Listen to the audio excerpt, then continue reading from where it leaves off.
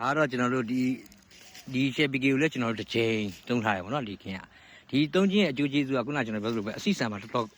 အတောက်နေမှာတော်တော်လှတယ်ဗျတောက်အကျိုးလေးလေ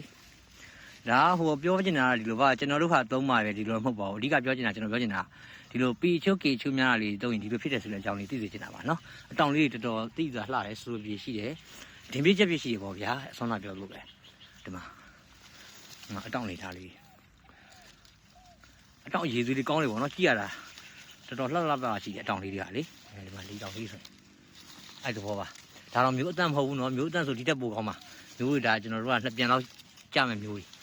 ရောတယ်ပေါ့နော်ကစုံလေးလည်းပါတယ်ပေါ့ဒီမှာကစုံလေးတယ်ဒါပဲခွန်တိတတ်မဟုတ်ဘူးပေါ့နော်ကျွန်တော်ပြောချင်တာအဲ့ဒါဒီလိုကောင်းတာမျိုးတန့်ရင်ဒီတက်ပိုကောင်းတယ်ဆိုတဲ့အကြောင်းကိုကျွန်တော်အသိပေးချင်တာပါဒါကြောင့်မျိုးကောင်းမျိုးတန့်ကိုရွေးချယ်ပြီးစိုက်ပျိုးပါဆိုတာဒါကိုပြောချင်တာအဲဒီမှာတောင်လေးတွေတော်တော်လှတယ်